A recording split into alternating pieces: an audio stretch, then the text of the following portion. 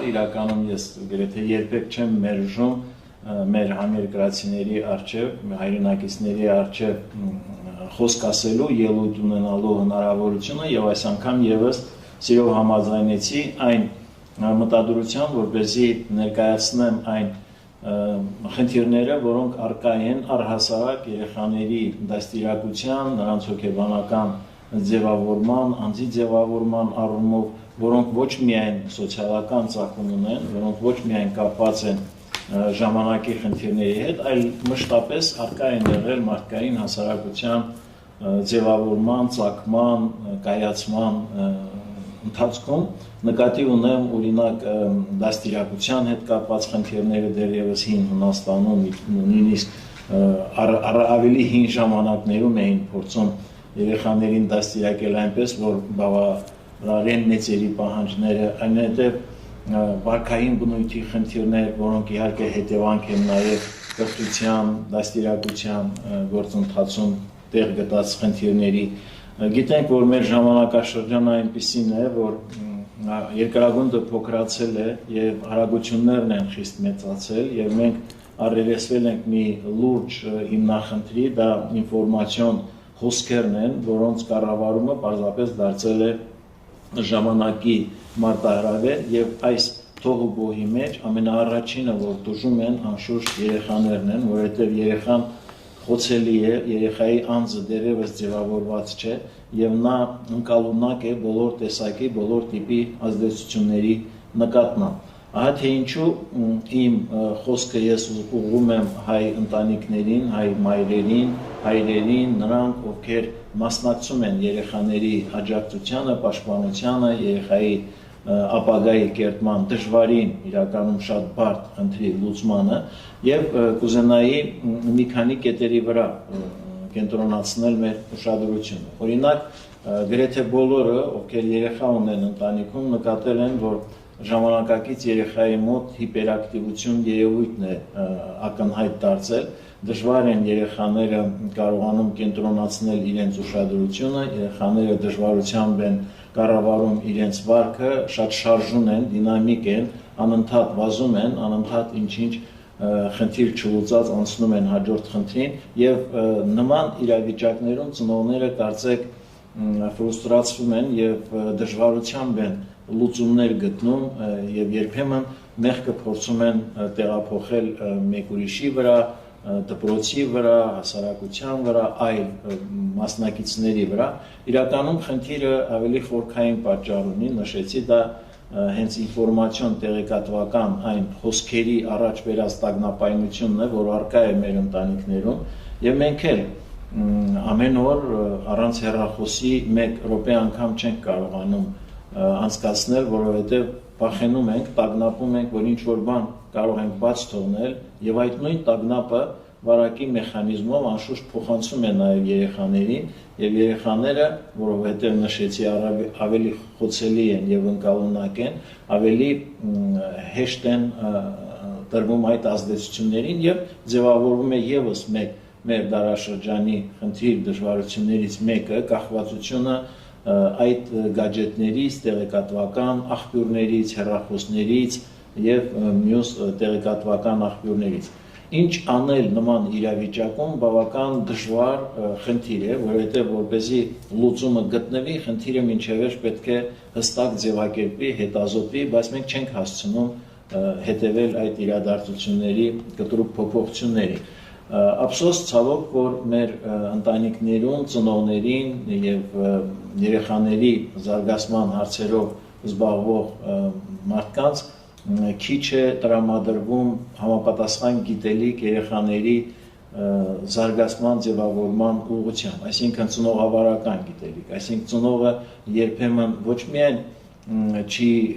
կարողանում այլ տեղեկացված չէ այն հնարքներին, միջոցներին, մեթոդներին, որոնք առկա են հոգեբանության տրամադրության տակ։ Տեսեք, երեխայի տարիքը առաջին այն ցուցիչն է, թե ինչպես կարելի է աշխատել երեխայի հետ։ Գոյություն ունեն բազմաթիվ երեխայի զարգացման վերաբերյալ տեսություններ, օրինակ Էրիկ Էրիքսոնի հանրահայտ տեսությունը, որով Էրիքսոնը ժամանակային պարբերացում է մտցնում եւ նշում են նաև այն ճգնաժամային իրավիճակները, որոնք երեխաների բնորոշ են որոշակի տարիքում։ Օրինակ նորածնության տարիքում, տա Աստված, որ նորածինների քանակը ավելի լինեն, քան իրականում հիմա մենք ունենք, բայց ենթադրենք տանը տոն է, ուրախություն է, ծնվել է երեխան եւ երեխան հանկարծ ցուցաբերում է այնպիսի վարքագիծ, որ ծնողների մոտ առաջ է գալիս հենց այդ խնդիրը, թե ինչպես վարվել երեխայի հետ։ Իրականում Էրիքսոնը այդ մանկիկության կամ նորածնության փուլը անվանում է վստահության եւ անվստահության փուլ եւ լուծում որպես առաջարկում է միայն ավելի շատ, ավելի ճշգրիտ երեխայի գուրգուրանքը, խնամքը, երեխայի նկատմամբ ուշադրության եւ ջերմության ջանքի ներդրումը, որպեսզի երեխայի մոտ ձևավորվի այդ վստահության որակը։ Այնուհետև 1-ից 3 տարեկանում երեխայի մոտ ձևավորվում է հաջորդ, այսպես ճգնաժամային տարիքային փուլը, որը Էրիքսոնը անվանել է ինքնուրույնության։ Տեսեք, հիմա այդ ինքնուրույնության փուլի հետ մենք բավական դժվար ենք հաշտվում, որովհետև երեխան անընդհատ ձգտում է դեպի մեր կարծիքով անթույլատրելի ինչ-որ իրերի, առարկաների, որոնք մենք փորձում ենք արգելել եւ այդպիսով, եթե ճգնաժամը բարեհաջող չհաղթահարվի, երեխայի մոտ ամոթի զգացում կձևավորվի, ամոթի խնդիր։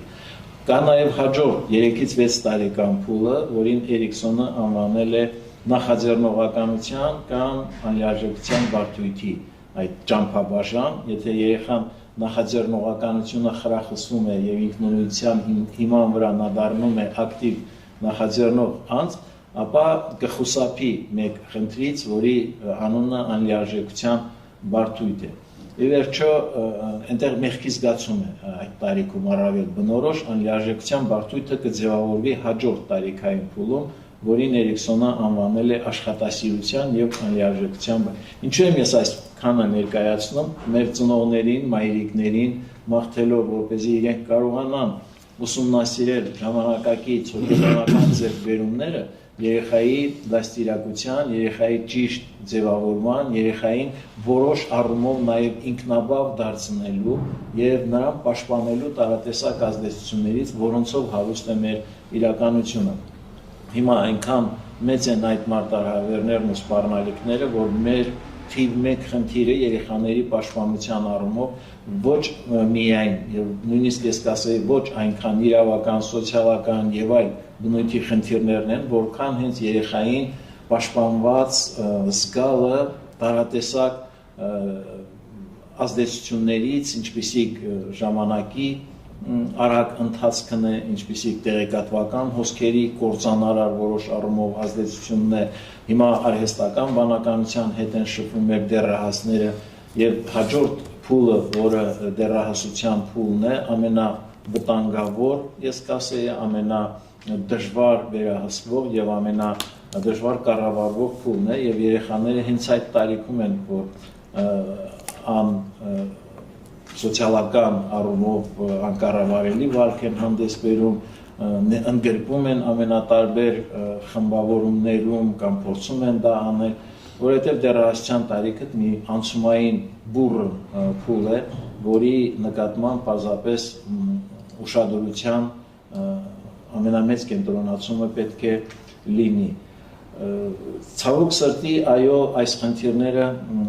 օպերատիվորեն դժվար են լուծում նաև կրթության, դժվար են լուծում դաստիարակության հարցերը։ Ես հիմնական խնդիրը այստեղ համարում եմ կրթվածության մակարդակը եւ ընտանիքներում կրթվածության աստիճանը եւ մասնագիտական նաև պատրաստման որակի հետ կապված խնդիրներ, որոնք լուծելի են, սակայն դժվար աշխատանք են եւ երկարատև ու համառ աշխատանք են պահանջում։ Ինձ մնում է ավելացնել, որ որքան էլ իրավիճակները բարդ եւ անհուսալի թվան, այնուամենայնիվ միշտ ելքը լինում է ինչ-որ իրավիճակ, որի մենք ձգտում ենք եւ առավել շատ այս բարդ իրավիճակում կուզենայի, որպեսզի մեր երեխաները տողորվեն լավատեսության, որպեսզի մեր երեխաները այս լուսավոր արևի տակ, այս մեր փայփայած հայրենիքում ապրեն բարեկեցիկ կյանքով, ապրեն պաշտպանված, ապրեն իրենց ծնողների հետ միասին եւ կարողանան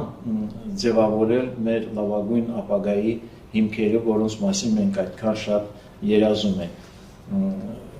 Վերջում կցանկանայի մաղթել բոլոր երեխաներին երջանիկ մանկություն, կցանկանայի, որպեսզի որևէ երեխա որևէ դժվարության չառնչվի, հակառակը վայելեն իրենց մանկությունը եւ մանկության այդ վայելքի ընթացքում ձևավորեն իրենց լավագույն ապագան եւ հունիսի 1-ն է որպես երեխաների պաշտպանության օր, թող նվիրվի նաեւ երեխաների սոցիալ-հոգեբանական պաշտպանությանը։ Շնորհակալ։ Շնորհակալություն, պարոն Երամիշյան։